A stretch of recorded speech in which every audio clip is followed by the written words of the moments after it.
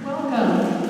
First of all, thank you for taking time out of the weekend to come here and talk to us about Medicare for All and what it is for our communities. My name is Jennifer. I will be moderating our discussion for this afternoon. A little background on me. I have been a registered nurse for the past 15 years. I work at Salinas Community Hospital in the NICU, so with our tiny and fragile patients. I'm also on the board of directors for the California Nurses Association. And our unions work with advocating for Medicare for All and health equity and justice has been a big factor in my life. What really got me into thinking about Medicare for All as a way to have workability and how to take care of our patients has been my work with patients. It has been, seeing patients who suffered greatly because they could not afford access to preventative care. I had a mom in our NICU who was just absolutely in tears because of how much the visit was going to cost. She had a previous baby in the NICU, the different reasons, but that stay from a previous child who bankrupted their family. And they lost everything. They lost their house, they lost their savings. And what struck me was when she said to me, she said she had to get rid of the college savings account for older kids. And she said that I feel like I traded my older kids' hopes and dreams just to ensure that this little one could have a future health. And to me that seems so ethically wrong that we have to do something. So we're going to be talking about, basically we're going to have 4 panelists today.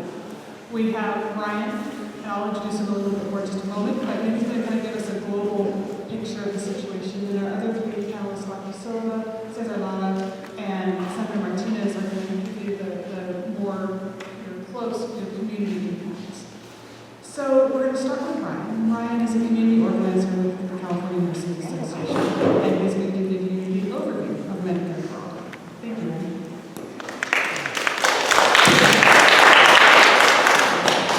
So my job's easy here today because I don't think it takes a lot of explanation as to what specifically is going wrong with our healthcare system. Everyone here has either suffered firsthand at the end of this broken healthcare system or knows somebody who has. That's almost always in any room you'll go, whether it's in California, whether it's on the East Coast, whether it's in the South, whether it's in the Midwest, doesn't matter where you are, what your party preference is, everyone has either been a victim of the system or knows somebody that is.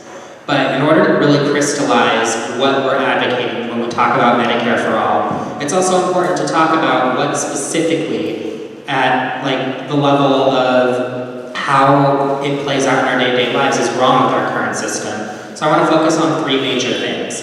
I want to focus on the cost, the accessibility, and the ease of use of our system. Because those 3 things, more than anything, really sum up just how much of a disaster, and a unique disaster, our current system is.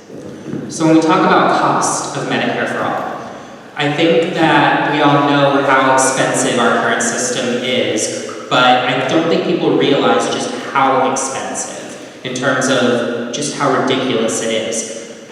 For example, most people know that we spend more as a country on healthcare than any other major country on earth, especially including those with universal healthcare systems.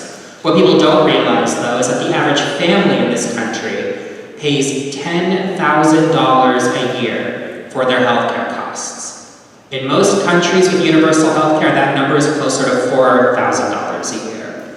So we spend more than twice as much per capita for our families in this country, working families, paying $10,000 a year on average for healthcare, and that doesn't include the very sick who are often way higher. So it's absurd in terms of cost, but that is a cost that's being put to good use.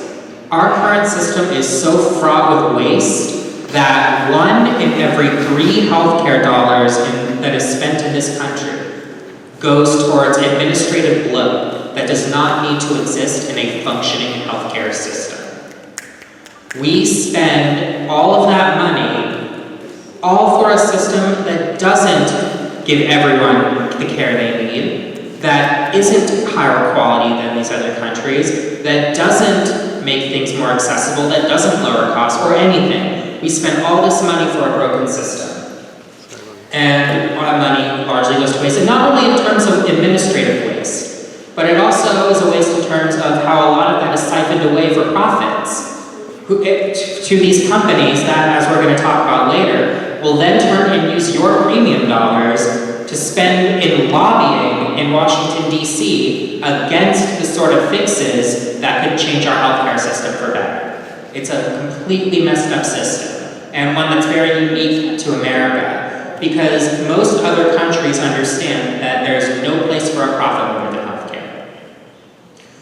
The next major thing when it comes to our healthcare system that's really broken, once you move past costs, is even once you overcome that barrier and get insurance, you still have the issue of access. And there are a lot of access barriers in this country that don't exist elsewhere. Some of those are at a systemic level. For example, we here take for granted that when a new year starts, until we pay our $1,000, $2,000, $5,000, $10,000 deductible, our insurance won't cover anything we need. We just take that for granted. We take for granted that every time we have to go to the doctor, we have to pay a $10, $20, $50, $100 copay just to get into the room. That is not how it works in most countries. In most countries, especially those with universal health care, they don't have deductibles. A lot of these countries don't even know what a deductible is. The idea that your insurance makes you pay a certain amount first. That's something very unique to America. And in addition, we have the highest cost sharing in terms of co-pays, both in terms of doctor visits and in terms of prescription drugs, where again, we pay the highest prices in the world. So even once you get insurance, you have those barriers. And then of course you have your monthly premiums, which are going up every year. But even once you get past that, most medical bankruptcies in this country are not from people who are uninsured, they're from people who have insurance, not just because of those things I mentioned before, but because of the way that they go about deciding who's going to cover what in this country. An insurance company very rarely is going to make their first calculation, how desperately do you need this treatment? It's going to be, how much does this treatment cost? What's the benefit loss ratio here that would make us decide whether we're going to cover it or not?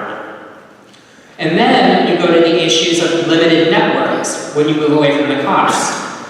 In the United States, you could have 3 amazing doctors in your hometown that cover what you need done, but you'll have to travel like 4 cities down to see a doctor because your insurance doesn't have any of those 3 doctors that live near you in their network. It makes absolutely no sense, and it's all decided based on what's most profitable, not based on what care is necessary and what access is necessary. So even once you overcome the barrier of actually getting insurance, you then have the issue of actually using that insurance. And then finally, you have the fact that our system is just confusing. Anyone who's ever tried to enroll in a healthcare plan through the Affordable Care Act exchanges knows firsthand just how nonsensical the whole process is. You see bronze, platinum, gold, silver, and you immediately think, well, gold must be better than bronze, right? But then you realize that all it means is that instead that your premiums and deductibles are different. So maybe you pay higher premiums, so you pay more per month, but you don't have a deductible. And then you have to factor in, what's my best option for dental? What's my best option if I need a hearing aid? What about if I have a grandmother who needs in-home assistance, but my insurance won't cover that? How do I pay for that? And even when my insurance does pay for that, I still have to pay $10,000 a month out of pocket because they won't cover the full cost of it. So you have the cost and the accessibility barrier, and then you also have the fact that most people, it's very hard to navigate our current system. Because even once you move outside of the Affordable Care Act's exchanges, then you have Medicare and Medicaid, you have different programs for veterans and for their partners and for their families. You then have different tiers of plans through your employer, and it all just makes things really confusing. And then, if that wasn't enough, you have once you're on Medicare, Then you have Medicare Part A, B, and D, which all cover different things and have different cost sharing. And then you have Part C plans, Advantage plans, which take over some or all of those things, although they often mislead you too. It makes no sense and it's not rational. What it is it's a result of piecemeal fixes that have been tried over a long period of time, trying to come up with some sort of coherent idea of a healthcare system, all resulting in a complete mess that is not affordable, isn't accessible, and nobody really, even the smartest people don't really know how to navigate. And then finally, before I wrap this part up, another thing that a lot of people in this country don't recognize about our system is that the benefits that are offered, once you overcome all of that, are very skimpy. The idea that dental care is considered separate from regular health care is a very unique thing that is usually not the case in other countries with universal health care. Because last I checked, you get a tooth infection, that's more than just pain in your mouth. That could be very debilitating. Hearing aids, that's not a luxury, that's something where you really have a hard time functioning in life without. Long-term care, which in this country, a lot of people will actually intentionally bankrupt themselves or intentionally make themselves poorer until they qualify for Medicaid in order to get some aspects of long-term care covered, because it's so expensive and it's so rare to have an insurance plan actually cover it. So what a lot of countries take for granted in terms of benefits are seen as luxuries here. And it's not because they are luxuries, it's because we in America have a very warped view of what healthcare systems are supposed to do. They're supposed to make us healthy. They're not supposed to be tools for profit. They don't need to be mazes that even the smartest people don't know how to navigate. It doesn't have to be this way. It really doesn't. And thankfully, we do have a solution for how to fix it. And that solution, as we're going to hear now as we turn it over to our panelists back here, is Medicare for All. Yes. Yeah.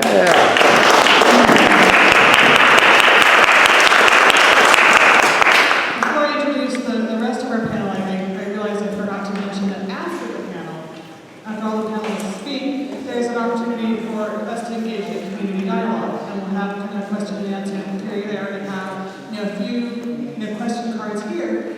But if you pick one up and you have a question, go ahead and we'll have Teresa, she's at the back. She'll kind of hover around and then she'll gather cards and she'll hand them off to me and I'll try and, if I've got similar questions, I'll clump them together so we'll ask them all at the same time. But we'll go from there. So our next panelist is Dr. Silva. He is a family practice physician in Salinas. He's been in practice for the last 30 years. He's a proud union member of UAPD, which is the Union of American Physicians and Dentists. And he currently works in the single care system through the prison system in the Soledad prison system. And so he is familiar with many aspects of what we're talking about today. So Dr. Silva?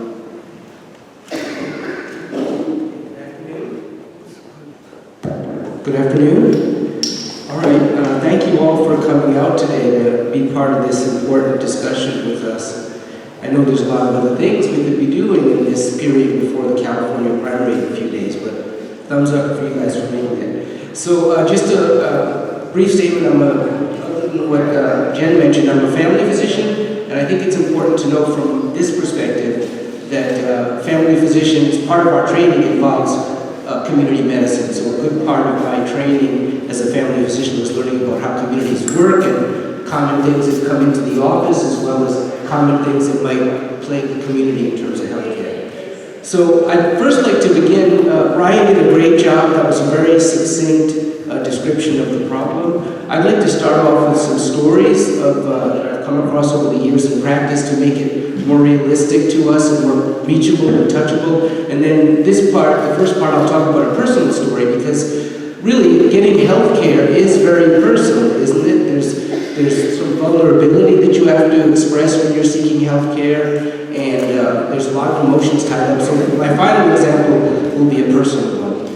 So I'd like to start. I worked in Clinica de Salud for many years, probably a decade, and some of these first stories come from there. I would call them medical tourism with the patients at Clinica. Oftentimes, 50% or greater of the patients were uninsured that came to see me on a daily basis, and probably 70 to 80% were underinsured. So it's kind of an amalgam of the kind of things people had to do to get care when they're underinsured. So oftentimes patients would have to, when I couldn't offer the care or they couldn't get the care here because of cost reasons, patients would frequently have to go to Mexico to get care, including I took care of a patient once, I'm chuckling in my mind now, I took care of a patient once who went down south to Mexico to get his gastric bypass surgery, and he came back to see me for the follow-up care.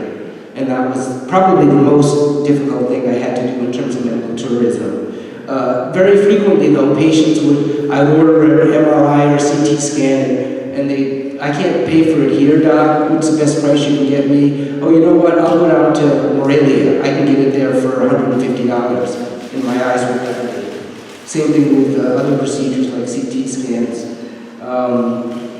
because of the affordability here. More recently, myself, like many of you have noticed, our friends and colleagues are starting to go south of the border for dental work, for example, and lab testing. And I thought that was a very interesting finding. Calexico, Mexicali seems to be the preferred place to go for many of the people that live here. And of course, this is a bigger issue than just Salinas. In fact, there's an insurance company, this issue of medical tourism being a solution, it's an ironic solution, right? But PERS, who offers healthcare across California, apparently I happen to have PERS health insurance in California. They also work out of Utah, and Utah PERS offers a pharmacy travel tourism benefit. Let's think about that. So what that benefit includes is the benefit covers a round-trip flight to either Vancouver or San Diego. It covers the land travel from the airport to the pharmacy or clinic, and then it covers a one-night overnight stay, okay, and then you're coming back. So it covers medications. Some of the medications, ironically, some of the medications you see advertised on TV. It covers Cosentyx. You've seen commercials for Cosentyx with Cyndi Lauper. That drug costs about $6,000 a month in our American system. The Utah PERS plan covers Humira, which is another, hold on. I'm sorry. Stop. It covers Humira, which I think, and Enbrel, which I think you guys see Phil Mickelson advertising for, especially during the PGA Tour. He's advertising for that. So some of the drug company money obviously goes to paying these folks to try to get us to use this medicine. So why wouldn't an insurance company then, with those kind of costs, why wouldn't the insurance company, if they could pay $4,000 to get you to go to Mexicali to do it, why not? Okay, so the final example I'll give is, tell me about this story. I took a tour back east once. I took a conference tour back east a few years ago, and I decided to take my family. I was very fortunate they could come. I was treating my son at the time my son was being treated at the time for Lyme disease. So I was talking and he started having chest pain. I was talking to my colleagues at the conference, what can I do? I'm not familiar with this city. Where can my son get help? Oh, well, just go to the hospital for sick children. They'll see him there. So we traipsed over there, and when we got there, yeah, it was Friday night. There was a line. There was probably a line of 25 people. Somebody was walking through the line. A nurse was walking through the line and saying, "What are you here for?"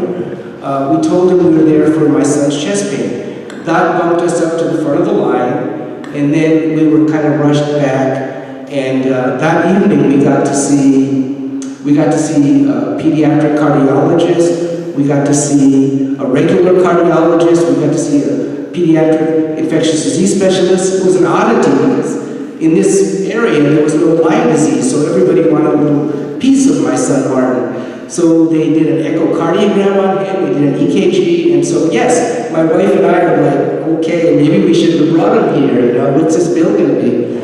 So they were done and they said, oh, basically he's having a side effect of the medication. Fine, we were happy, we were relieved, they changed his med. So then the next stress was going to check out, right? So we walked up and we knew our insurance card wasn't going to cover us here. So I pulled up my credit card and I I gave the administrator there my credit card, and then she gave it back to me. The charge was $300. Does anybody want to guess where this happened? Toronto. Yeah, Toronto, Canada. So how about that? Where would that be at Natividad Medical Center? Where would that be at SVMH? Right. So that's an interesting story, isn't it? Okay, so my point is our present healthcare system, which is multi-payer, for-profit, is tremendously overpriced and demonstrated by these experiences and what Ryan was discussing. It rewards the wrong things and leaves us, doctors included, fighting for scraps to practice cost-effective medicine to offer our patients and our communities. The inability to control wasteful expenses and inefficiencies has ballooned to the point where hospital and pharmacy industry profits last year were $200 million. Why is single payer important to you? Yes, out-of-pocket expenses like premiums, co-pays, deductibles would disappear, but I also think I also think about what else could the healthcare system be doing with all that saved money, besides paying administrators and their staffs, and their billing people, etc. When I worked at Clínica de Salud, we had probably 12 docs, and we had over 20 people working in the billing office. And that's for a non-profit community health center. The amount of money saved by single-payer plans has recently been estimated to be about $450 billion yearly. And this week, the Yale School of Public Health, which I'm sure we'll hear more about, estimated that a single-payer system, instead of our present for-profit multi-payer system, would save 68,000 lives in the first year of its adoption. And you know that most of those lives would be our most vulnerable patients, most of those 70,000 saved lives. Let me let you know about a medical secret in terms of vulnerable patients that nobody talks about. We all know about the problem with infant mortality in this country, that America stands 33rd, I think, out of 36 industrialized nations in terms of infant mortality. Well, we're doing things about that, and the infant mortality rate is gradually dropping. But do people know about the maternal mortality rate in America? You probably don't. The maternal mortality rate in America has tripled since 1987, so it's unacceptable. And the rate for Black and Native American women is 3 times the maternal mortality rate for the rest of the public. I'm sorry, I'm assuming you know what the maternal mortality rate is, but that is moms who die during childbirth. So that rate has been tripling, and there are certain populations where it's totally unacceptable. And the solutions to this are probably rather simple. They're probably inexpensive community solutions, like doulas and promotores de salud and community health groups.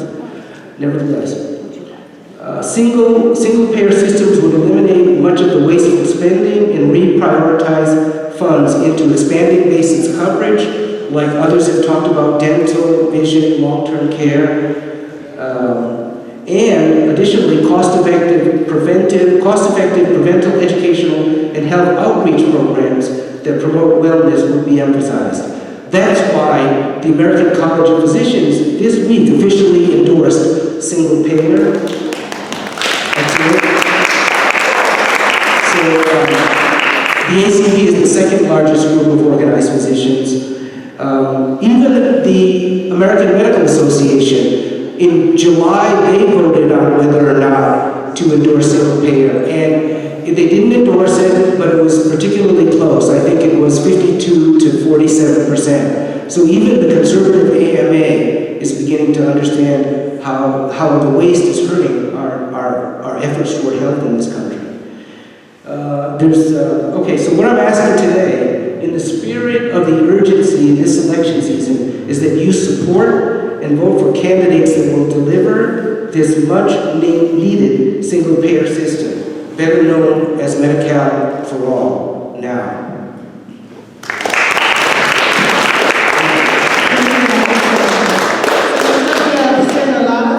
Executive Director of the Monterey Bay Central Labor Council, or the Union of Unions, and we'll talk about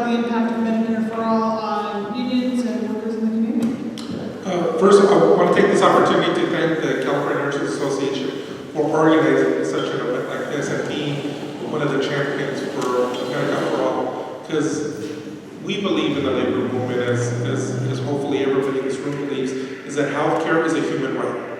So if we start with that as a starting point, we should see the changes that we need, but sadly enough, it's based on economics.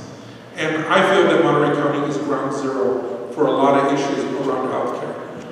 The conversations we've been having with working families for years across Monterey and Santa Cruz County, because that's where our Labor Council is at, there's three major issues that our working families face. First is the cost of housing. Second, childcare, affordable childcare. And third is healthcare, not in any order, because depending on where you're at in your life, one of those could be a cause for bankruptcy. And in particular, Monterey County is unique because per capita has the highest percentage of undocumented individuals, more than any county in California, which means that we're a border county in the state that has the highest percentage of undocumented individuals in the country. So for working families in Monterey County, it's those that are undocumented and those that are documented, and we need to do better. The cost of healthcare in Monterey County is one of the most expensive places to do healthcare in. One of the privileges that I have is I used to sit on a insurance trust fund through the Teamsters Union. So I saw firsthand as a board of directors of a health insurance product for our union members what it really means to negotiate with providers through the people that we have. And at the end, we're not getting what we're paying for. There's, of the 35 most developed countries, we're 35th. And we spend more money on healthcare than any country in the world. More money than any country in the world. And at the same time, we also see that one of the highest percentage of developed countries that people do not get health care. 1 in 3 people do not get healthcare services because they can't afford a medication, or they can't afford a visit, or they don't have health insurance to begin with. And we need to do better as the United States and as a society. We cannot stand for this anymore. In 2003, when I started in the labor movement, we tried to do something in California. It was called Prop 72. It was going to require that employers have health insurance for their employees, if not pay into a trust fund, or to provide health care for others. Guess what? The cost of health care wasn't as big as it is now. It isn't as pricey as it is now, and it lost by less than 1%. So just imagine California could have been in the forefront, but at the end, the industry spent millions of dollars to tell voters, don't worry about it. We'll take care of it. And at the same time, we're spending more and more money than any country in the world. And for those in Monterey County, that's particularly hard, because at the end, we see it at the negotiation table. The cost of healthcare has gone sky high. We cannot afford to sustain where we're at now. And in Monterey County, 65% of our jobs are in hospitality and ag. Number 1 job classification in Monterey County is farm workers, and in hospitality is housekeepers. We try our best with our union, and we happen to be in the United Farm Workers building. Teamsters Local 890 and UFCW represent farm workers, not just in Monterey County, but across the state. We try our hardest to provide health care. Our hotel workers union tries as well. But when we're at the table, it's at the end, the hardest thing to negotiate is the health care benefits. And for years before this, union members voted to take cuts in their pay so they can have better health care. And I'll be honest, I'll be the first to say this. The ACA, even though it was a big dream, it didn't work out. What we really need is a single payer system in the United States. Because at the end, it's about the quality of life for those that live here, and at the end, the healthcare is a human right. And that's where we need to start with all the discussions. Dr. Silva is correct. Study after study have shown that it's more cost efficient to do a single payer system. Yale came up with a study that was just released that said $450 billion could be saved if we go to a single payer system. And we'll cover more people at a cheaper rate. So look at that. We can cover more people at a lower cost. But because of the way healthcare was established in the United States, where it's connected to your employer, and we could talk about the history where at the turn of the century, when the Industrial Revolution was started, and employers were capped out of paying people, they provided this little thing about a discount at a hospital in New York, and all of a sudden it spread all over the United States. We need to cut that off, because a single payer system will cover more people, will raise the quality of life. And yes, we need to transition between the system that is in now to the system that we need. But other countries have done this before in their history. Great Britain, post the World War, decided to develop their healthcare system.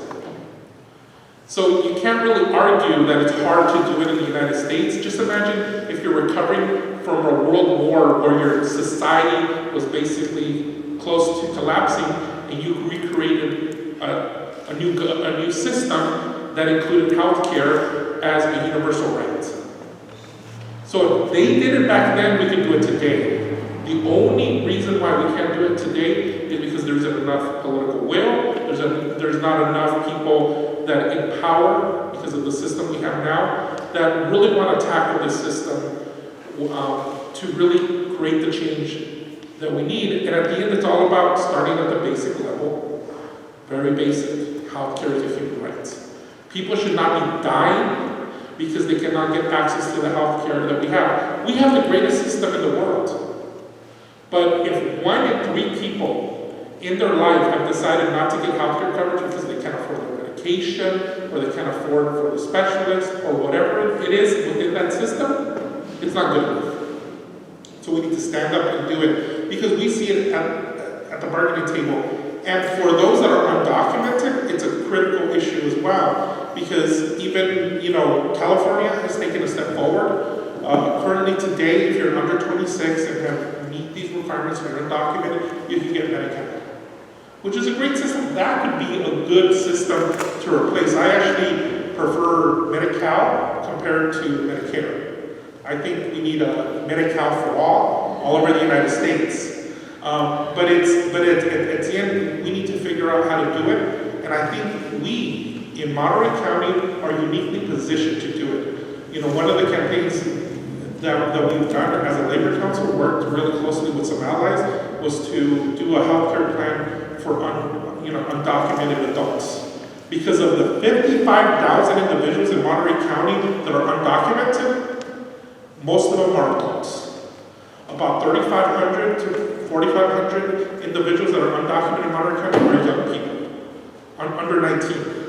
The rest, the 40, almost 50,000 people, guess what?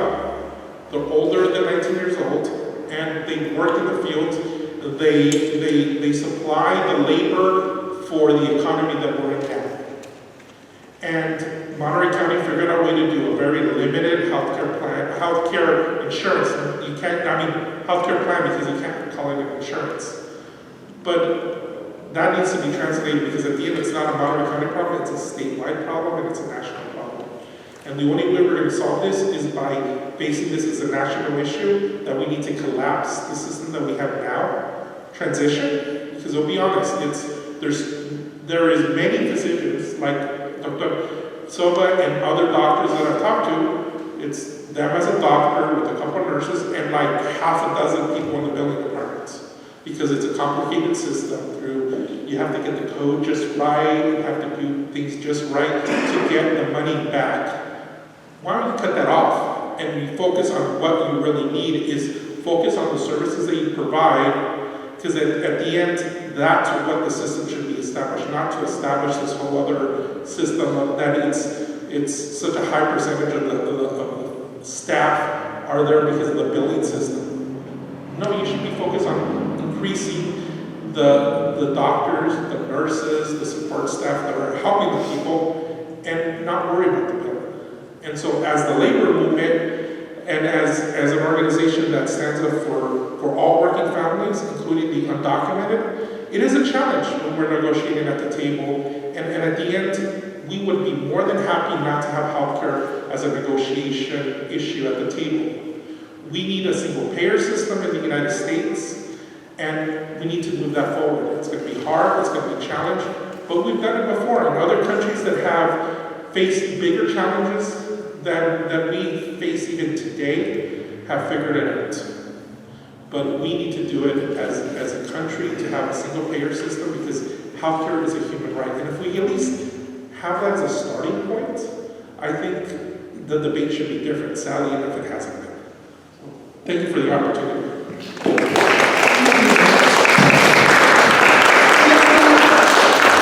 Salinas, who is an intensive care unit nurse at Salinas Memorial Hospital, and proud CNA member.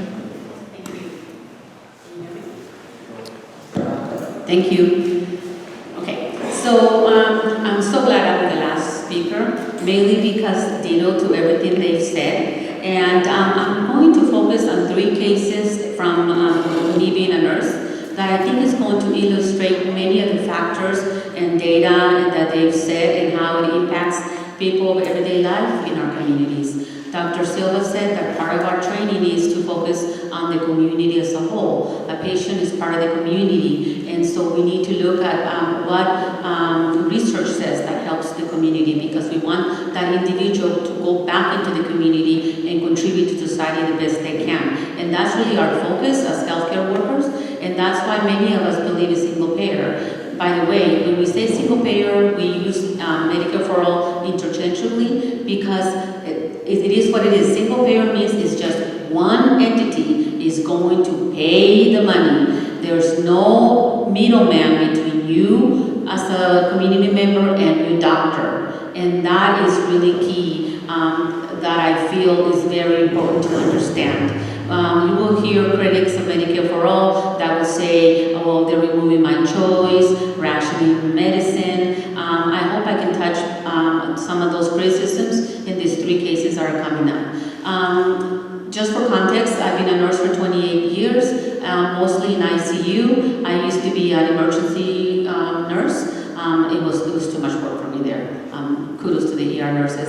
And then I was also a nurse in a long-term healthcare facility. So I've seen a little bit of everything. And the first thing that I wanted to point out was the first case is about this patient that decided to change jobs. And so how many of you have done that in your life?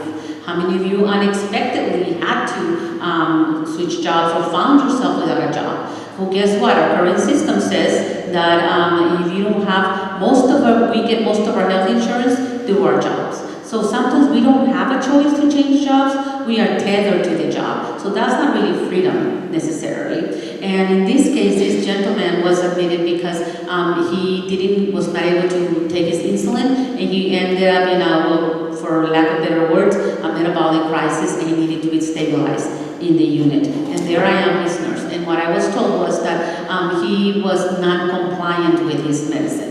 When I actually talked to him, it was because he had lost his insurance in between jobs, and then he was hoping for another job, and there were some good prospects.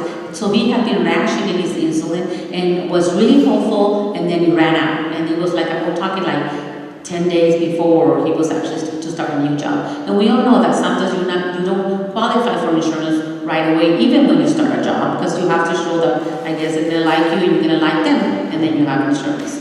In this case, that was the case with this person. It is a cruel system in the current system, because it says that basically they say that it costs a lot of money, right? But really, if you had a system that affords preventative care or accessibility to medicines, it will cost less than having a person like this come into our system, and then we have to pay a lot more for our hospital stay. And it's basically I chose this case because it shows about life happens. Life happens to all of us. And we don't need, in other countries, when life happens to them, they have a basic necessity, a basic human right already covered, which is healthcare. Because you all know that we have life, sometimes it doesn't give us the best stuff, but at least people in other countries don't have to worry about healthcare, access to healthcare. The other case I want to mention is that sometimes some people are lucky in our system. If you happen to, statistics show that in this current system, if you happen to be born with or are lucky enough to have more money, that alone guarantees you that you're going to live longer than someone that does not have money. It doesn't matter whether you don't exercise as much or exercise better or eat better. No, it's just alone because you have money, which means you're probably going to, on your zip code, it's going to guarantee you that you're going to live longer because you're going to have more access, better insurance, better ability to meet co-pays and deductible, get better specialist care, and probably live in a neighborhood that doesn't endanger you for pesticides or exposure to certain chemicals, or a child that has asthma and has frequent asthma attacks, and all that kind of stuff. And it is a cruel things, because sometimes we don't choose which families we are born to. We don't choose which gene we're going to decide that is going to predispose us to a certain disease. And the current system says that, oh, well, too bad. And it shouldn't be like that. Again, it should be a human right because there's too many uncontrollables of life happens. This particular instance is of a young adult woman who was admitted because she had her baby, and it was a complication with an illness that she had before the baby, and that she was admitted.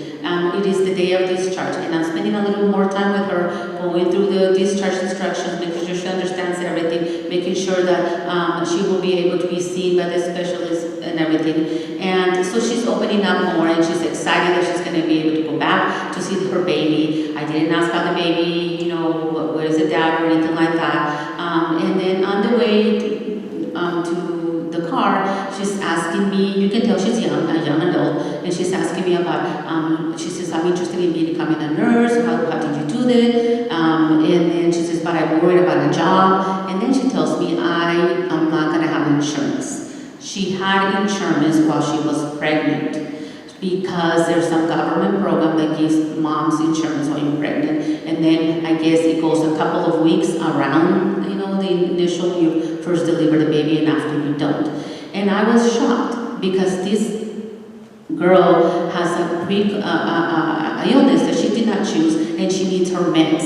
And I was worried if she's going to be able to afford to go to the specialist or the meds. And I was worried because if something happens to her, what's going to happen to her baby? And I thought it was a cruel system, because we as a society determined that she was worthy enough to get insurance while she delivered the baby, but she's no longer worthy enough to cover her while she helps raise that baby. And I thought that is just not right.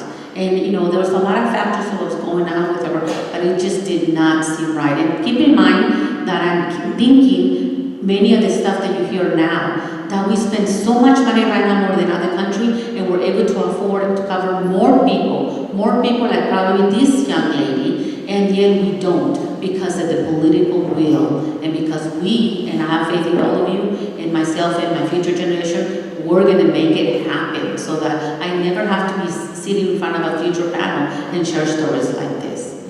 The third one that I want to talk is directly related to critics of Medicare for All that say it's nothing but just another government program handout for lazy people that don't plan ahead kind of scenario. Well, this particular instance is of a patient who did everything right according to society standards. Had a job, the family got their insurance, and they were productive, they were not on any kind of welfare, everything. And then an illness happened. Again, life happens to all of us. And it was decided that the doctor and the patient on a course of care, the insurance that they had was basically considered underinsured, which happens to 41 million Americans right now have insurance, but not enough. She was one of those. And now if you had a crystal ball and we all did and said, well, I'm gonna have this illness and this illness and this illness, well, I better get this kind of insurance and that kind of insurance. Ryan told you how complicated it is to get the right kind of insurance. So we don't have a crystal ball. Neither did his family when they got this insurance. Nevertheless, the insurance refused. They felt that it was a more conservative treatment was better. The doctor and the family, and I agree with the doctors, arguing that the doctor was looking at the overall picture and was looking at the viability of the cardiac muscle for the recovery, to save as much cardiac muscle, because it involves, when you have a very weak heart, it involves everything: your shortness of breath, your energy levels, your ability to provide the community, what you can and cannot do, everything. And you want to salvage as much cardiac muscle as possible. And this lady needed aggressive, now intensive care treatment, but the insurance felt that I'm more conservative because she wasn't there yet. She had not met the high criteria, and the doctor was trying to prevent it. So a lot of time, what these two said, Dr. Silva, about how a lot of red tape is wasted, is what I witnessed. I witnessed the doctor talking to other colleagues in other referral centers, trying to get letters saying that this is indeed indicated. The family going through the arbitration and review of the insurance. Come to find out, it was actually worse. There was only a limited stay in ICU that this person could stay. Not only were they denied the treatment that she needed, but the ICU stayed neither after certain days. And then the nursing, the hospital staff also looking, the case manager, the nurse case manager, looking for other programs that this person could benefit. And all this energy would have been avoided if we had a single payer that wouldn't have looked at that. They would just say, this is what you need, you're going to get it. And then the family can really worry about the important stuff like, are you going to survive? I'm here for you, coordinate the visits, instead of wasting all this time trying to find, the best coverage. In the end, yes, this person was able to be transferred. They had to challenge getting lawyers and such, and they did were able to, she moved up. I really don't know what happened to her. I'm curious to see the recovery, but nevertheless, it really illustrates how we need change. We need change now. It touches, luckily if it hasn't touched you, it's most likely going to touch other people in your life, and I hope not, but we need to change it now, if not now for our kids. Some people are critics of Medicare for All are afraid that this is socialized medicine and that they're going to ration our healthcare. I tell you now, as a frontline witness, that is being rationed right now. This case that I told you is a prime example of how it's being rationed. It's also being rationed in the way that Dr. Silva said, that tourism thing. I know of a local insurance company right now that sends people for outpatient procedures in different cities across the state of California if they feel that they're cheaper, and they're able to send, they pay for their hotel and they pay them to go there to have it done. It is risky because if they have complications, they're away from their family. It is being rationed in the way that that they're sacrificing the quality of family. It's the best way I can describe it. For example, with dialysis patients, we have a huge number of patients in this community that get dialysis. I don't know if you remember that bill that was trying to get passed in last election for the dialysis companies to help them contribute a little bit more towards dialysis. Well, I know patients that have to, that, for example, live in King City, but they have to go to Gilroy, or they have to go to Salinas for dialysis centers. Most dialysis patients have to have dialysis twice or 3 times a week. That means about a 3-hour to 2-hour dialysis run, and then to go and come back. So it's about a 5-hour a day ordeal. Families have to arrange rides. They have to coordinate the care. Some of them need special transportation system. And then on top of that, they have to go way out of their communities. Why? Because the dialysis industry is trying to save money. It is not profitable for them to open other dialysis centers unless they can guarantee a certain profit. And meanwhile, you have patients that are being transported at different places that they shouldn't be. So there is a lot of rationing right now in the current system that should not be. There is limited choices under the current system that should not be. So when I hear those concerns, I'm able to say, no, not really. I'd rather take a future that offers us hope because we're not reinventing the wheel. We have something that's been working in other countries and it's time to do it now. Thank you.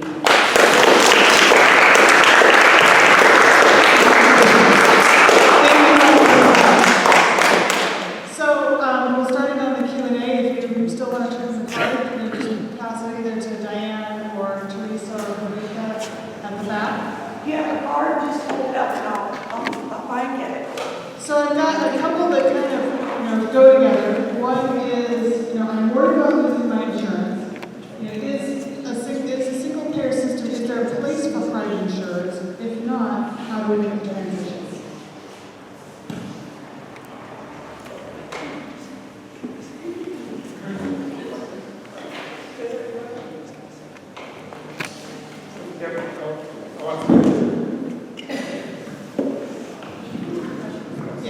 So we did, it's kind of an amalgam of two cards, but one was I'm worried about losing my insurance.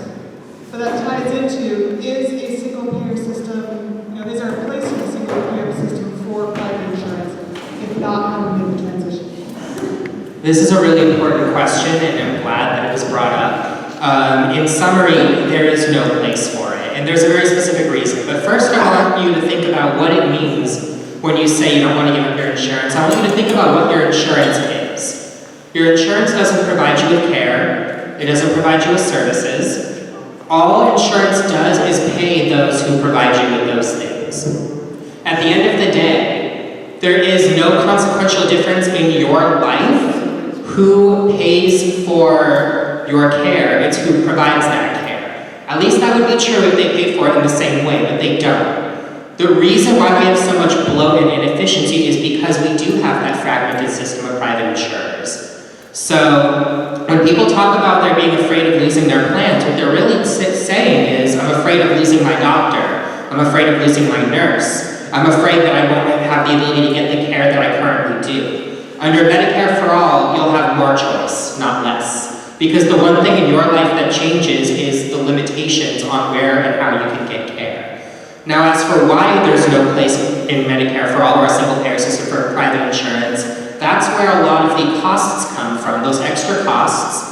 And then in addition, even if you were to do a type of system where almost everyone is in there and then people can opt out if they want extra benefits or something, that's how they do it in the UK, and that's one of the reasons the NHS is struggling so much right now, through a concept called tiered healthcare. Once you have a separate pool of private insurance that people can opt out of the national plan into, then you start seeing, because those plans are almost certainly going to pitch by saying, we're going to give you these extra benefits, which means they can pay doctors more. Now you're in a situation where they're going to start treating people in the private plan better than they are people in the public plan. That's going to increase wait times, that's going to lead to lower quality care for the people who are in the public plan. It's going to increase inefficiency, and it's the antithesis of what making healthcare a human right is, which is that care should be determined based on who needs it more, not who can pay for it more. So not only is there no benefit to keeping private insurance around, but there's active harms in allowing it to stick around, which is why we need to get rid of it entirely. And if anyone has anything else to add. So I would say that we do have a couple of systems already where there's a large coverage for most people, Medicare system. Even Obamacare left a window open for private insurance. Competition to happen to improve the coverage. We're still in the same mess. Drug companies still will try to get their drugs paid for by that private piece. Maybe the Obamacare, the governmental piece might be able to negotiate based on its volume a lower price. But then the private companies will come in for those patients who wanted more, and again, the prices will be forced upward. So, same thing with Medicare. I guess someone here talked about Medicare A and B, which is a benefit that all Medicare recipients get. But then the private market tries to sell you, look at Medicare Part D. That was specifically put in to allow the pharmaceutical companies to avoid universal single coverage for pharmaceuticals. And the donut hole, Medicare Part D, is a joke. So the way I understand it, the first $2,500 of your pharmacy benefit is covered. Then there's a gap of, I think, $5,000 that comes out of pocket again before Medicare Part D kicks in. So it's even hard to explain. It's foolish to try to explain. This is the problem if you try to keep the private sector in this, which should be a human right. Thank you. And I think that also kind of addressed, I had a couple of cards about why Medicare for those who want it isn't good enough. I think that answers that as well. Let's see. So Dr. Silva, this might also be another question for you, is do you see Medicare for all forcing hospitals and clinics to close? I don't think we've had Medicare for quite a while, 50 years now, I think. I think that we've adjusted to Medicare. I think one of the big adjustments was made quite a while ago when they went to, instead of a per, boy, it's hard not to get too wonky with this, but they went from a per patient reimbursement with the patient cost into a system where the entire hospitalization was covered. This happened probably 20 years ago. The entire hospitalization was covered, and what that meant was that we had to adapt. We had to become efficient to pay for, say you were admitted for congestive heart failure. We learned 20 years ago, maybe 25 years ago now, that Medicare was just going to pay that that congestive heart failure, maybe $25,000 for the stay, and we would have to learn to live with that. So I think those big adjustments have already been accomplished, and I think that we would just build upon those efficiencies. I do not see hospitals going under, so we always have to think back to the most vulnerable. The most vulnerable communities would be, say, rural California communities. I think in general, their reimbursement would be greater if more patients were coming in that did have some coverage than communities that didn't have that. So I don't see hospital closures coming about as a result of this. I just want to add that there is a study that I read that 1 in 4 hospitals are at risk of closing right now because of the economics, because hospitals they see it as a business, and they're competing for everything that's overpriced. And so single payer Medicare for all, it is expected to actually help, like Dr. Silva said, to safeguard in those hospitals, because accessibility to healthcare is important, and people in rural communities are more at risk, and actually single payer will help to safeguard those hospitals. And another question of so why should unions not fear Medicare for all? Will lead to job losses? Unions should not fear Medicare for all, period. I think that right now the system that is established has workers working in different departments, and one of them is the billing department and others, and for so many physicians, that's their biggest department, is who manages the bills more than who cares for the patients that they see in the door. So at the simplest answer, no, they shouldn't fear it.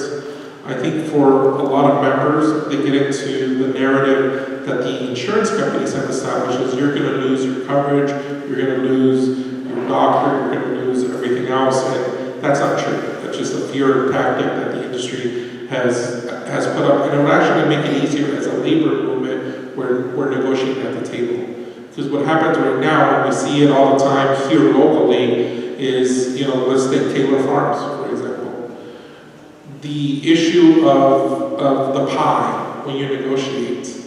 So much of the pie is being taken up by healthcare and the increasing cost of healthcare that there's very little left for the money that goes in your pocket as a union member. And so it's hard to negotiate because the biggest factor is not about how we're going to raise the wages, if at all. It's how are we going to cover the increased healthcare costs that are at the table. That's our biggest challenge. A lot of times I see contracts being held up because it's all about, well, what does the cost going to be next year for the healthcare plan that we're currently now? Are we going to get a 5% increase, a 10% increase? 15% increase. And I'm talking about some of our health insurance, premiums. Some unions have gone to the table with reopeners because they're like, hey, the insurance company's coming back saying they're going to increase it by 17%. And the year before it was by 10%, and the year before that was by like 12%. So if you add that up, it's unsustainable. And at the end, it's squeezing the workers at the end, because at the end, it's all about not money in your pocket, it's money to cover healthcare costs. And as a labor movement, we support it. I think for a lot of our union members are just like the general public. They're fearful of what they don't know, and especially those insurance companies that have spent billions of dollars over the years to tell us we should fear healthcare for all. We shouldn't. Something else I wanted to add that people ask me, you are a nurse and you're promoting this, you know that your wages are going to decrease. And it is unclear whether that is going to happen. I suspect that it might. We have a disparity in pays, but at the end, there's a lot of hidden benefits that we may not be able to see. I know a lot of my nurse friends and certain doctors' friends that have continued to work past the time that they feel they're ready to retire because of the medical premiums, or because they have a younger granddaughter or adult that they still feel they need to help to provide, especially the ones that are afraid of the long-term care bills. So they still have to work, even though they're getting a slightly higher pay. So also, as far as the loss of jobs, that's not necessarily true, because yes, it's going to be a revolutionary change in how we deliver care and how that middle person, entity, organizations can disappear, the billing and all that stuff. But most proposals that I've seen so far for single payer of any kind have a plan for a just transition for that, so that there's no loss of jobs. Thank you. We have one part here about when we mentioned that Medicare for all would also cover undocumented folks. If so, will that lead us to a surge of people coming over and draining our resources? No. Period. At the end, study after study has shown that we get more out of undocumented people coming into this country than we put out. For every $1 that's spent on the undocumented, there's $4 that comes into the system.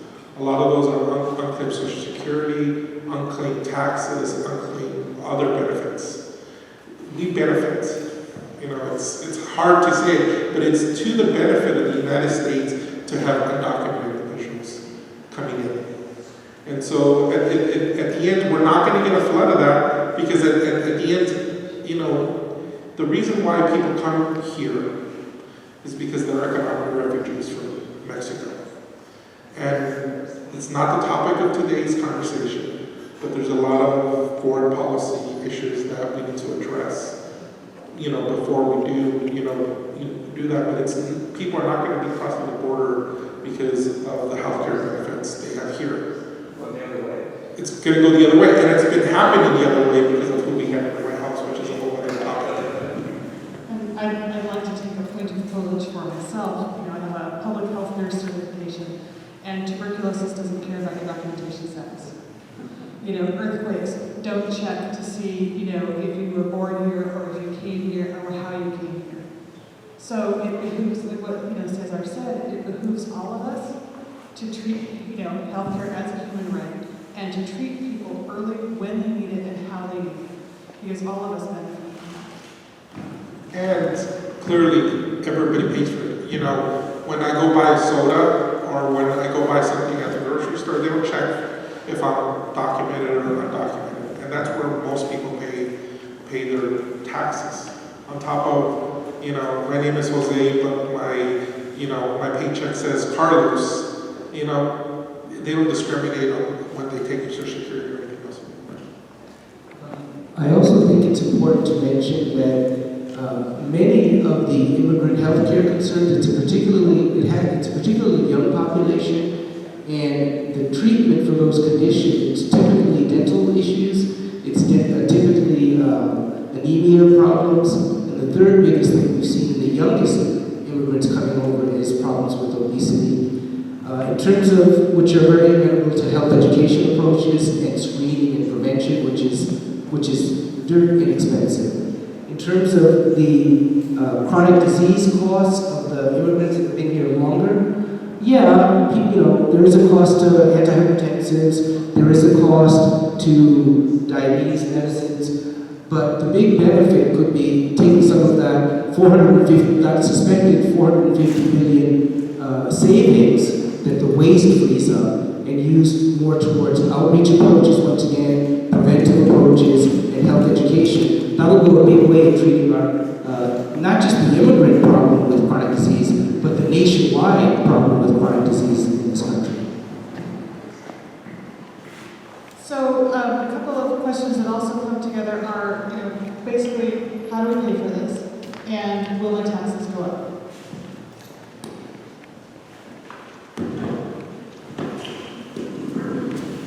I submit to you all the radical idea that Medicare for all is a tax cut.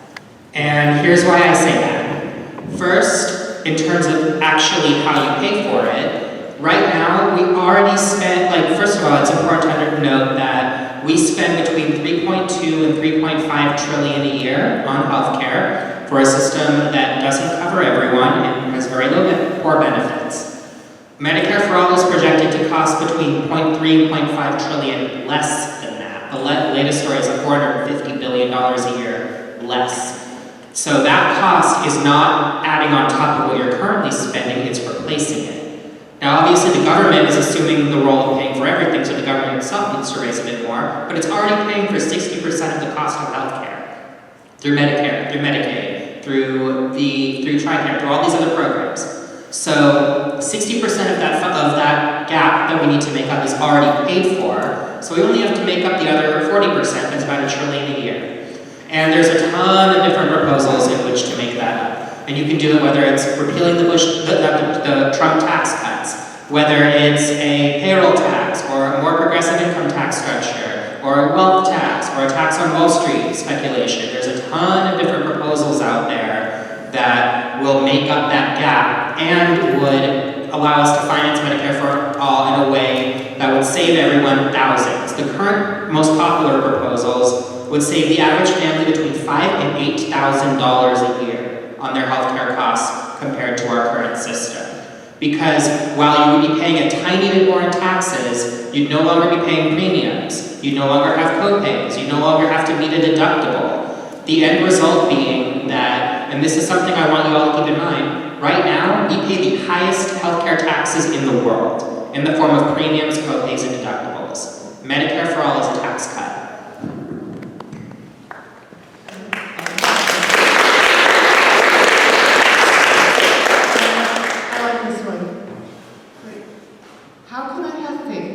If Medicare for all passes, the government will not screw it up years from now.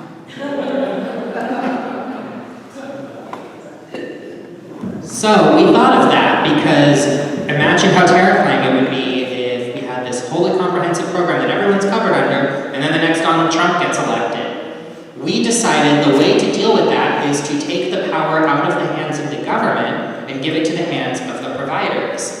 So there's two different ways that Medicare for all, as it's written, would protect people from a hostile administration.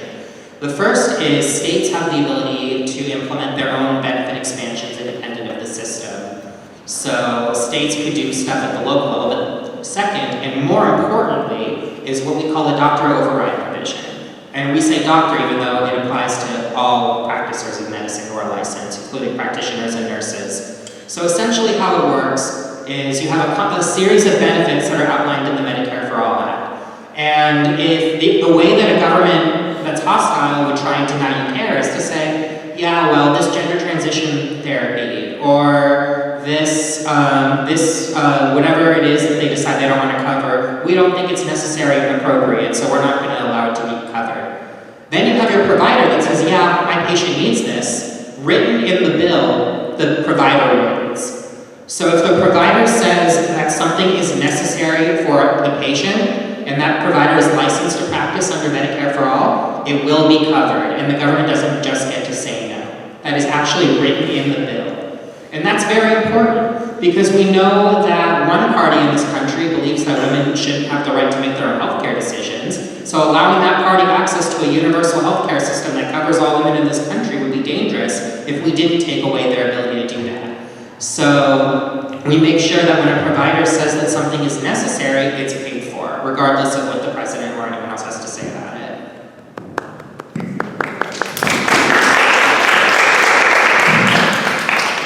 I think that there's a plan that makes that decision.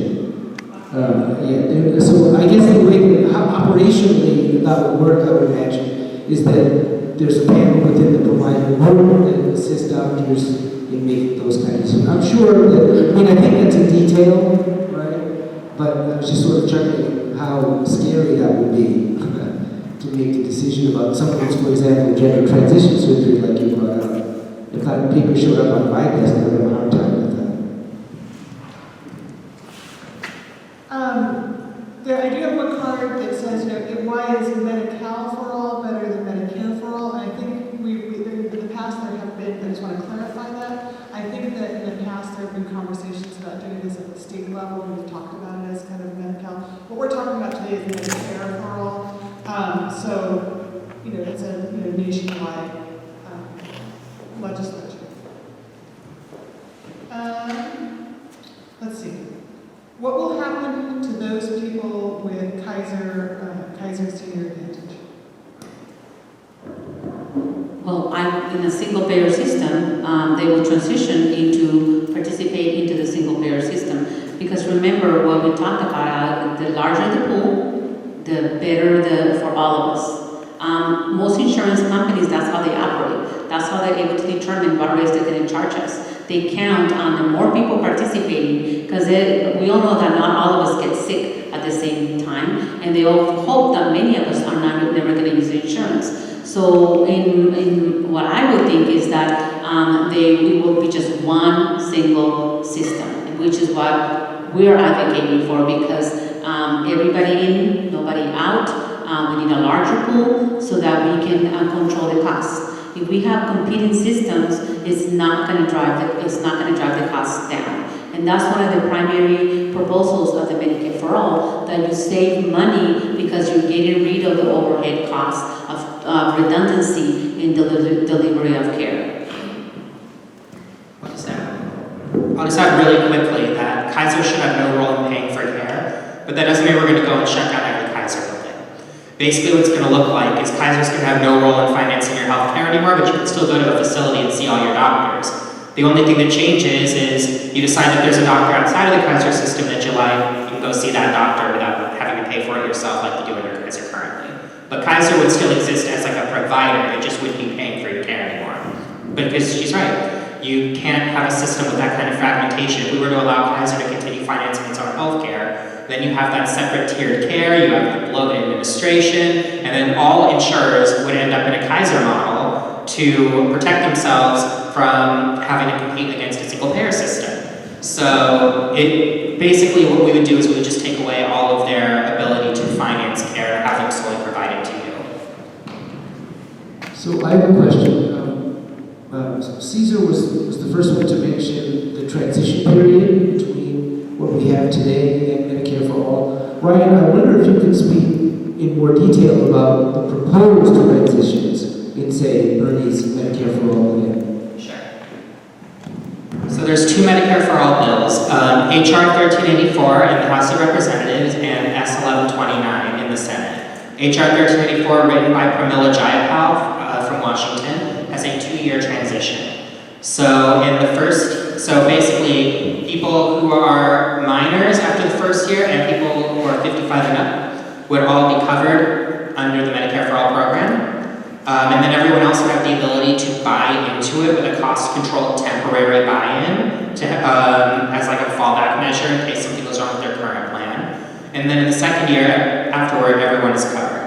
Very quick, and I should also note that we transitioned in a shorter period of time than that to Medicare as it currently exists with much less technology than we have now.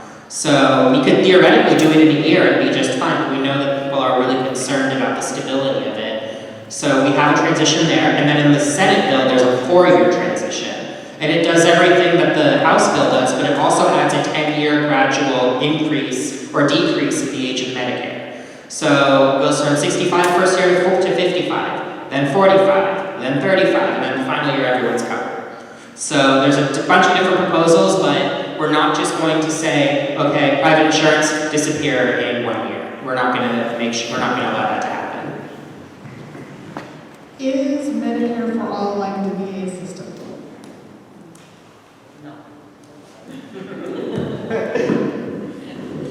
No.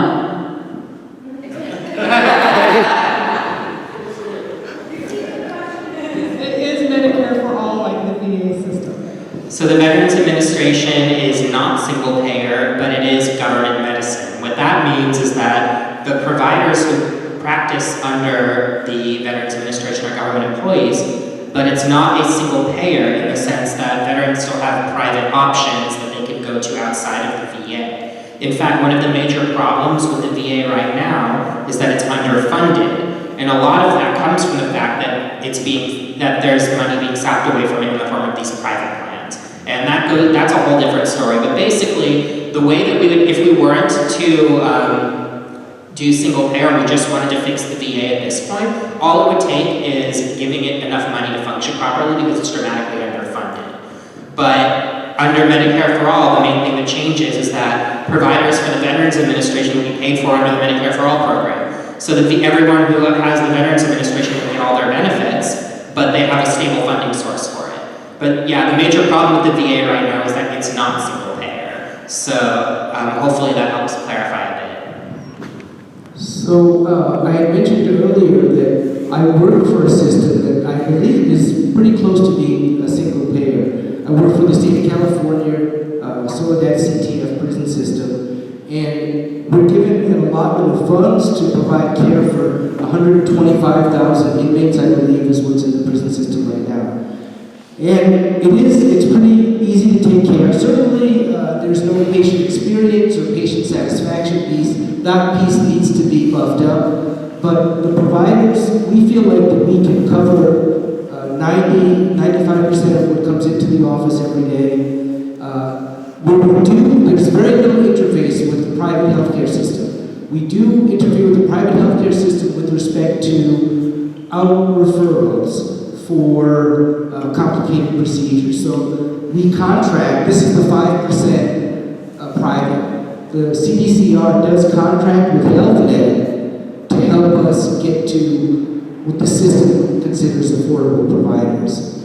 And the percentage of my patients that have to go through that process, really, I would say it's less than, maybe 5% of my patients do I have to ask to send out for something that we can't do in-house. We're able to offer X-ray in-house, we're able to offer CT scanning in-house, we're even able to offer MRI, medical resonance imaging in-house. Outside providers come to work with us based on this HealthNet contract. We select who we want to do our procedures in-house. And then, yes, as a family doc, we're encouraged to do as much medicine we can within our clinic setting. So it's been a breath of fresh air actually working there. That being said, there's no maternity care, there's no pediatric care. It's kind of a very limited group. And I don't know, I haven't seen government analysis of the kind of job we're doing. I'll just give you one example, maybe two quick ones, of the kind of things that I can do here that I couldn't do on the outside.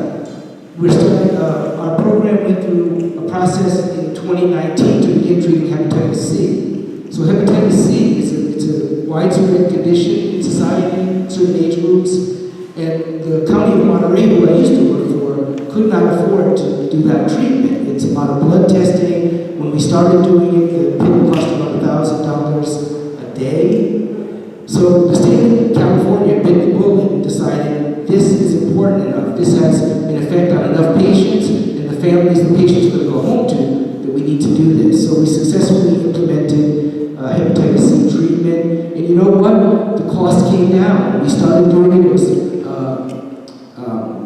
the name doesn't matter. The medication was $1,000 a pill. Harvoni, I think you've all heard of it. Harvoni was $1,000 a pill, and now, based on the volume that we're able to buy, we've got the cost down to about $600 a pill. That's example one. What we're managing right now is we're starting to treat patients with Suboxone, the new methadone, the addiction abating, the withdrawal abating medication to keep people off heroin and have all the consequences related to that, the expensive consequences, including overdose that are related to heroin use. So this year we've instituted a program to start Suboxone treatment. So the numbers crunchers up in Sacramento decided that it was worth it to the system and the communities that the patients are going back to that we initiate this complicated and expensive treatment in-house. So I'm offering those as a couple of examples of when you go to Medicare, healthcare for all or a single payer system, avenues open up that you didn't see ahead of time. This card says, I appreciate the diversity of the voices and experiences shared by the panel.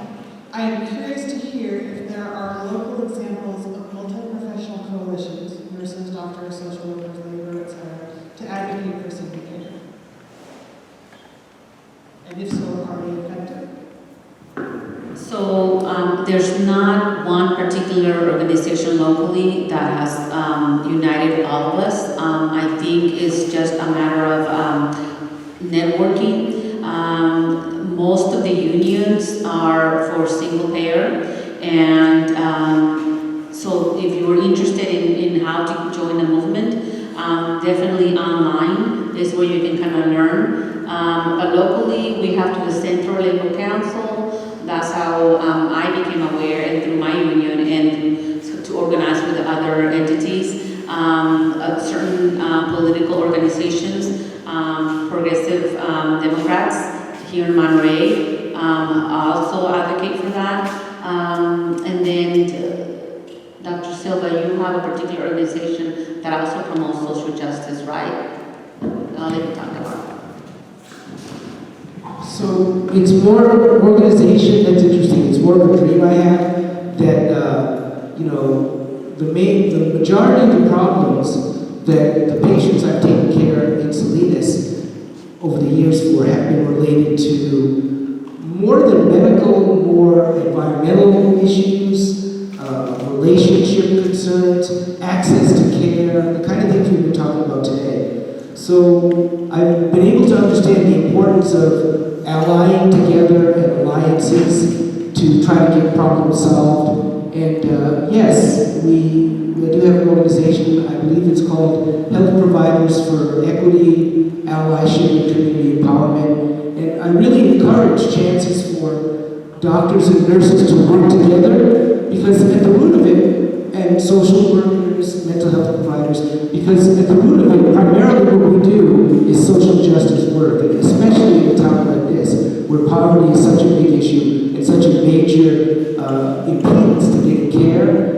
Our belief through the community empowerment piece is that the tools to stay well people have, or by alliance and discussion and partnership, we can prevent probably 80% of illness. So that's a particular effort I've been working on for the last couple of years.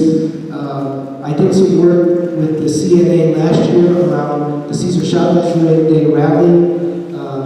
As the year went on, I reached out more to Sandra about some educational efforts over at the college, and she reached out to me to be able to participate in this event. So this idea of collaboration is hard for Americans. Maybe it has to do with the competitive nature of our initial charter, but we're getting there, and these things will happen. Yeah, and if I could add real quick, so like Sandra said, it's through the Labor Council we partner with this, but we are Monterey County and part of the state of California, part of the national. So what can we do locally to really affect at the national level? I think healthcare for all for undocumented is a critical issue. Like I said earlier, Monterey County per capita has the highest percentage of undocumented individuals. So if we're able to solve it in Monterey County for healthcare for undocumented, I think we can make the case for the rest of the state, and in theory, the rest of the country. And so if you want to get involved, there's a lot of energy around that. we do it in collaboration with COPA and building healthy communities. And we also, partner up on a number of other issues around housing and affordable daycare. As I said, those are the three major issues in Monterey County. But what can we do locally and see the impact from one day to the other? Right now, there's 3,500 individuals in Monterey County that are undocumented that would not have had health care access if we didn't have Esperanza Care. This program that started with a $500,000 pilot to now a $2.3 million project that the county of Monterey has, that if it wasn't for community standing up saying, this is not right, we would not have had it in Monterey County. And that could only have happened through the labor movement, through the churches that are part of COPA, and through nonprofit groups. Nice. And Ryan, I think that this last question kind of leads into, for your part, and how we would like to ask all of you who are here. But that is, how do we encourage politicians to vote for Medicare for All? I'm really glad that you mentioned that, because we have a concrete ask for all of you tonight, or today, but first, a really quick bit of background.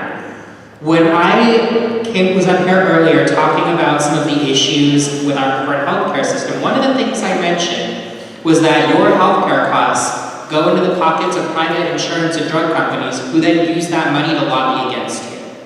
Well, it's not just some ambiguous group, they have a name. And their name is the Orwellian name Partnership for America's Healthcare Future. This is an organization that was formed in early 2019 by some of the biggest insurance, drug, and hospital organizations in the country with the explicit purpose of stopping Medicare for all. Since they formed, they have spent millions and millions and plan to spend billions on TV ads. If you watch the presidential debates, I'm sure you've seen one. If you've ever seen the phrase one size fits all healthcare, that's where it comes from. They've spent millions in advertising all over the place, and they've spent even more lobbying your elected officials to not support your right to health care. We've been content just speaking out about them until now, but now we're fighting back. So National Nurses United has launched what's called the Patients Over Profits, or POP campaign. And the central premise of this campaign is a pledge that we are trying to get electeds around the country to take, where they will refuse to take contributions of more than $200 from any organization underneath the umbrella of the Partnership for America's Healthcare Future.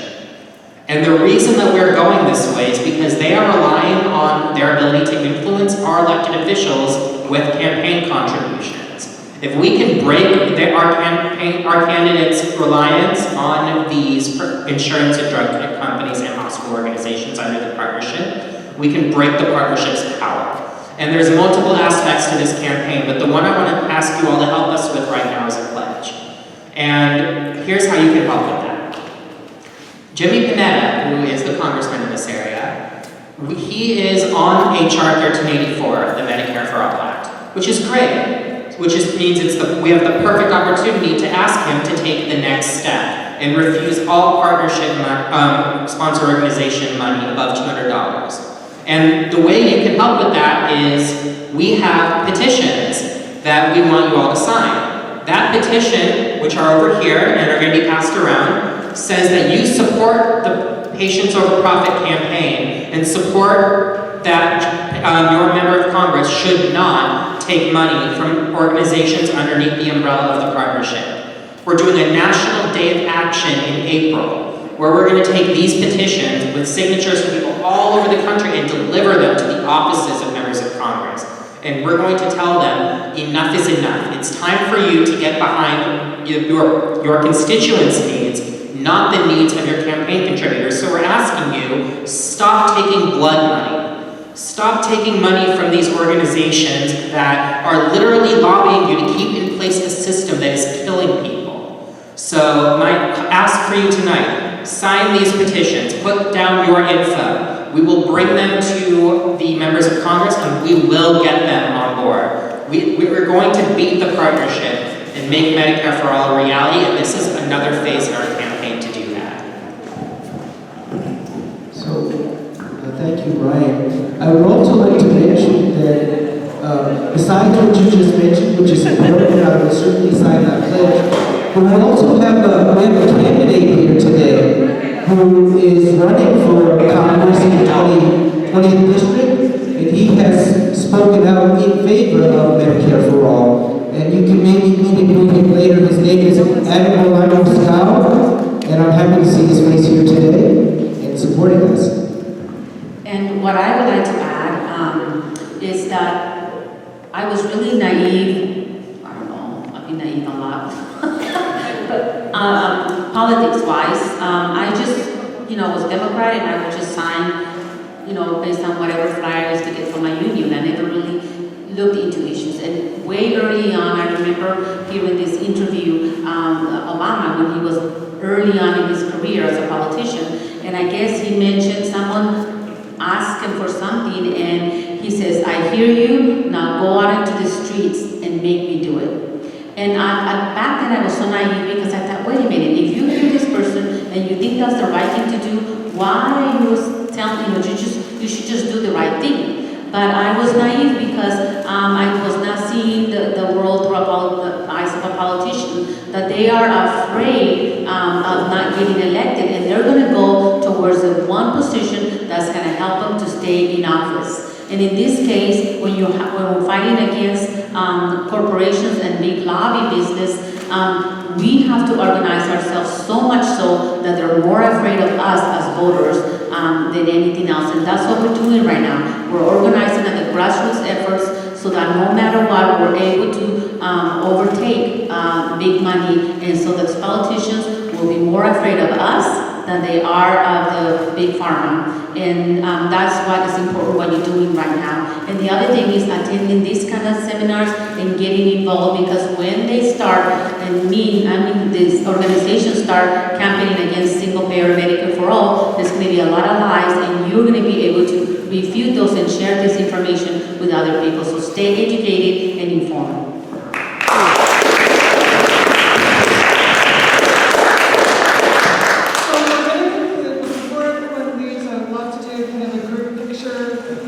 Just to show we work, all together as a community. Before we take that picture, I would like to thank our panelists. Thank you for taking time to come speak to the community about this. I would like to thank our volunteers for helping coordinate today, and most of all, thank you, everyone who showed up, for being part of this conversation, for being interested and engaged, because that's how we build a society that works for everyone. So thank you very much for being here today. We'll figure out